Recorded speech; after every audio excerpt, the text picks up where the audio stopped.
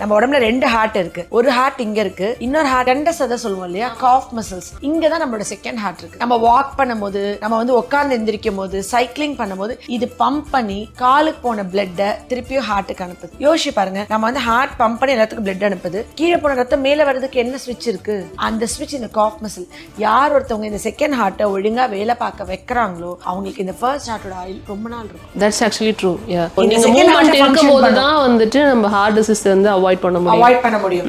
So இந்த second cough muscle பண்ணனும்னா best வந்து வீட்லயே எலிப்டிக்கல் ட்ரெய்னர், என்னோட ட்ரெய்னர் நீங்க பாத்திருக்கீங்களா, இந்த மாதிரி சைக்கிளிங், இந்த மாதிரி ரெகுலரா ஈவன் ஆண் பெண் பாகுபாடு இல்லாம எல்லாருமே பண்ணணும். இது ஒரு விஷயம். ரொம்ப நேரம் உட்கார்றாங்க ஆபீஸ்ல, அவங்க எல்லாமும் வந்துட்டு எவ்ரி 1 hour எந்திரிச்சு ஜஸ்ட் ஒரு 1 minute வாக் பண்ணிக்கணும். இது வந்துட்டு ஃபார் யோர் ஹார்ட். இதே மாதிரி நம்ம பிரெயின் வந்து 2 brains இருக்கு. ஒரு பிரெயின் இங்க இருக்கு, இன்னொரு பிரெயின் எங்க இருக்கு? ரொம்ப மனப்பதட்டம், பயம், கவலைனா வயிற்று கலக்கி மோஷன் போகும். ஒரு எக்ஸாம் டென்ஷன், மனப்பதட்டம், பயம் எல்லாம் இங்க இருக்கு, ஆனா இது கலக்குது. இதுவும் அழகா பேசிக்கும், இதுவும் ஒழுங்கா பேசிச்சு.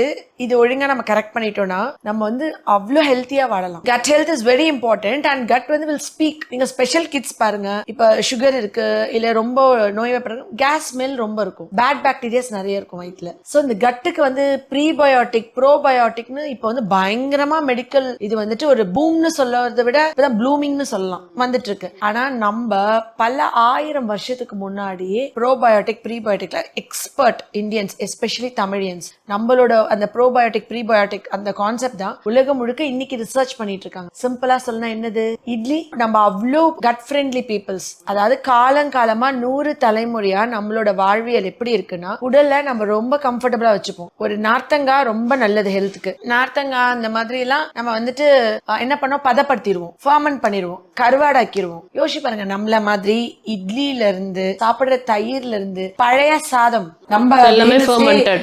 நிறைய டாக்டர்ஸ் கூட அது பேசியிருக்காங்க.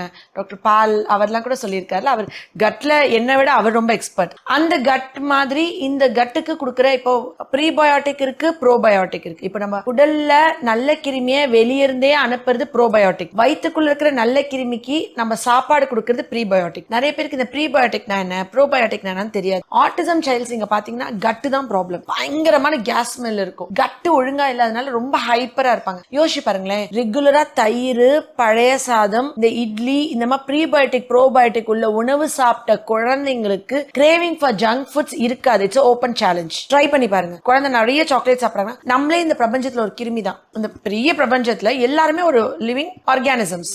யோசிச்சு பாருங்க, அதுல நம்ம வாழ்றதுக்கு நல்ல கிருமியும் இருக்கும், நம்ம உடம்புல கெட்ட கிருமியும் இருக்கும். இந்த நல்ல கிருமி நம்மளுக்கு கிரேவிங் கொடுக்காது. கண்டதையும் ஒரு பசிக்கிறதுனால ஏதாவது ஸ்நாக்ஸ் சாப்பிடணும், ஒரு கண்டதையும் சாப்பிடணும், ஒரு நொறுக்கு தீனி சாப்பிடணும், அந்த கிரேவிங் கொடுக்காது.